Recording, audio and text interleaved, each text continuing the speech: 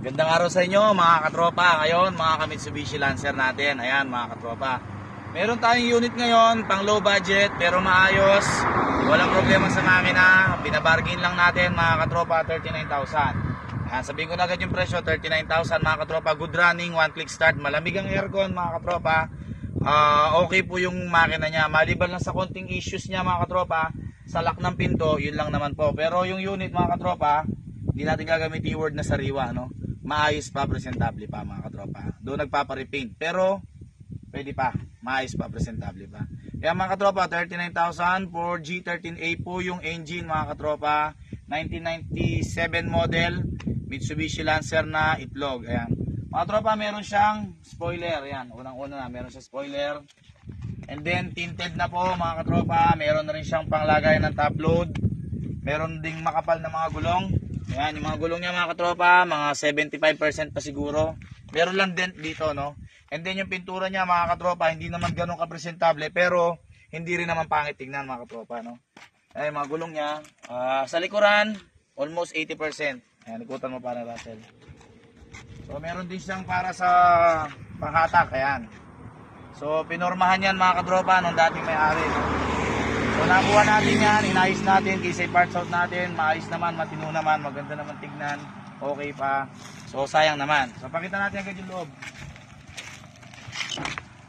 Ayan yung loob, Pikachu, ano bang tawag dyan? Para siyang pan ni Pikachu eh, yung may-ari na. So ayan, yellow na yellow sa loob. Ayan, pare Russell, buksan natin. Ako na magbubukas ng pinto sa loob. Kaya mga katropa. So working naman po siya mga katropa. Yung temperature gauge niya, yung fuel gauge sumaandar. Malamig ang aircon, yung radyo hindi maandar. Yan. So one click start tayo mga katropa, no? Start natin. Yun, one click start. One click start, malamig ang aircon. Yan, malamig ang aircon niya mga katropa dahil laminated po sa loob, and then yung compressor mas malaki na konti. Yan. Sa wiper, mga tropa, isa lang ang umaandar. So ang gagawin natin dito, i-adjust na lang natin itong isa para sakupin niya lahat yung windshield. Yan. So sa tunog, sado ba? May usok ba wala? Wala. So para Russell, sa likuran, tingnan mo kung may ilaw. Yeah. May ilaw ba? Left flash niya. Meron. Wala. Okay, sa right flash and left flash tayo. Saan naman tayo para Russell? Sa mga tropa, yung ilaw, makita natin. Headlight, meron? Meron. Yung dito lang. Meron, mahina. Sa mga katropa, meron pa siyang ilaw dito sa ilalim pagkagabi. Pag nakailaw. So hindi natin makikita kasi maliwanag. So punta na agad tayo doon sa makina. Mga katropa, meron siyang dent dito. At ganyan yung pintura niya. Okay pa naman, presentable pa naman tingnan. Taka lang natin.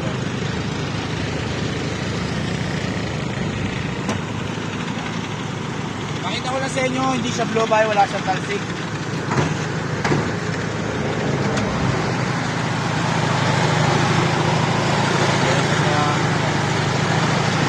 Mga katropa, na-stock ito ng almost 1 year, pero pina-under natin, okay naman. Pantik na siya ngayon. So ito yung ano niya. Wala po siyang usok, wala po siyang talsik, wala po siyang blow by mga katropa. So naka-aircon tayo niyan. Dito, ibabaw kasi camshaft. So yun mga katropa, okay naman. Wala po siyang talsik.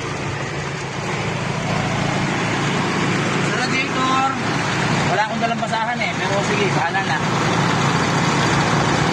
Yan. Makalawang po yung radiator niya, pero wala pong bula mga katropa, wala pong pressure. Kaya naka-aircon tayo niya mga katropa. Yung engine bay niya, mukhang na-stock, pero mga katropa, nalinis naman na, okay naman na yung ano. Yung gasolina niya, napalitan na natin ng bago, na-drain natin sa tangke. So okay naman na po siya. Road test mo, boss. Eh mga katropa, pati po sila. Hindi lang po siya power steering. So road test natin mga katropa. Para nasa akin.